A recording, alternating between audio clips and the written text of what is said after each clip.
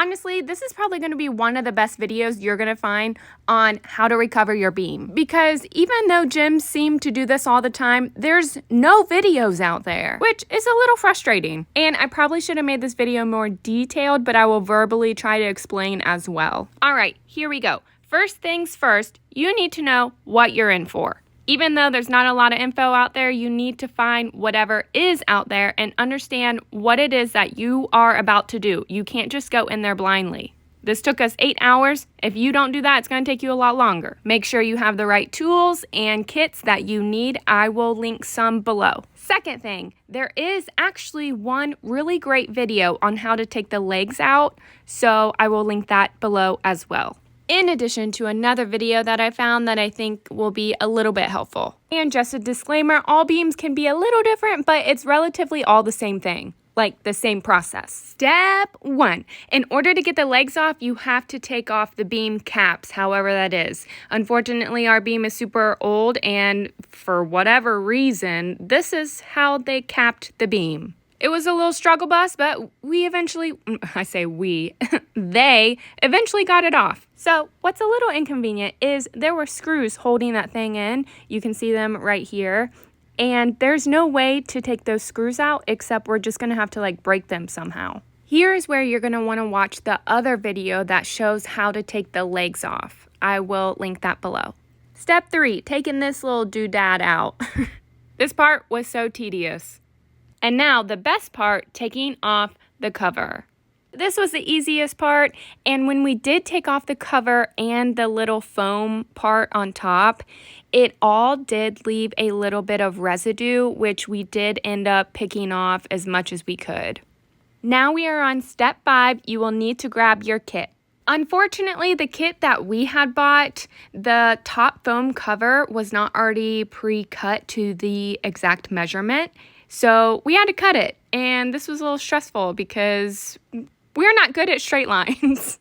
Step 6, this is where you are going to put the adhesive onto the foam, and it's going to go on top of the beam. Here's where we came across a dilemma. Our beam is metal, and the adhesive that came in the kit that we bought did not have metal as one of the materials that the adhesive was good for. So we thought, what if we use this and it doesn't work correctly? In addition, another video ended up using the contact cement, and apparently it worked. So we thought, what if we just use the contact cement? We know that it obviously looks like it works. It worked for other people, so we will just use this. Now, even though the foam in the top of the beam is not metal, we still used the contact cement for this, and it worked well. Spoiler alert, we did end up using the contact cement for the side of the beam, and it just actually wasn't working well. So we did end up using the spray adhesive, which did work well, even though metal was not one of the materials that was listed on the can. We're actually really glad that we used the contact cement for the top of the beam and the foam, because that left more of the spray adhesive for the sides, because they only gave us 2 cans and we used all of that 2 cans. Moving on to step 7, you're going to put your beam upside down on the suede and then outline it. Like I said, we did use the contact cement for the top of the beam, which seemed to work fine. After about 15 minutes, we flipped it back up. The sides are still not attached. And in our kit came this little metal round pipe thing, and we kind of rolled that on the top so that it could get compressed more together.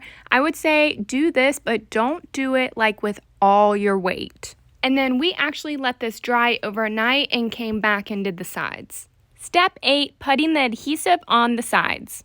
Our process may be a little chaotic, but it works. Basically, you want to start in the middle of the beam and work your way out. That includes both sides at the same time. So I sprayed the middle of the beam on the left side, then I went over middle of the beam on the right side. Meanwhile, you are keeping an eye on the clock, and you have to be fast when you do this. And then I would go back to the other side, do a little bit on the left, do a little bit on the right, and then go on the other side of the beam, do a little bit on the left and a little bit on the right. So basically, you are going from the middle outwards on each side of the beam. While you're doing this, you want to make sure that you are not trying to get any of the adhesive an inch from the top of the beam.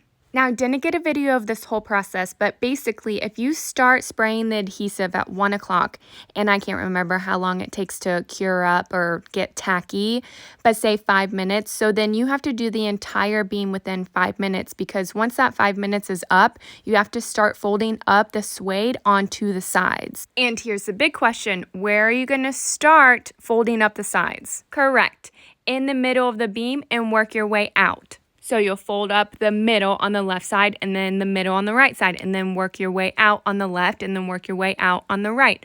See, I told you it was a little chaotic, but it works. It really does. And then, you know that little metal pipe thingy? You can also use that on the sides to press it down even more. And there were quite a few spots that needed more adhesive, so we did go back and put more on them. They definitely should have gave us 3 cans. For step 9, we're going to deal with the bottom of the beam. Honestly, I don't think it matters how much adhesive you put around that edge of the beam. The suede is not going to stay. We put like 2 or 3 coats of adhesive, wrap that suede around the edge, and then on the other side of the paintbrush, we took it and we like molded it in there into the crevice, and it still would keep popping up. So when we came back the next morning and it was popped up again, we put adhesive on there, we put it back down, and it would stay down for a little bit. So in the meantime, we cut off the excess suede and then we put this little doodad in there.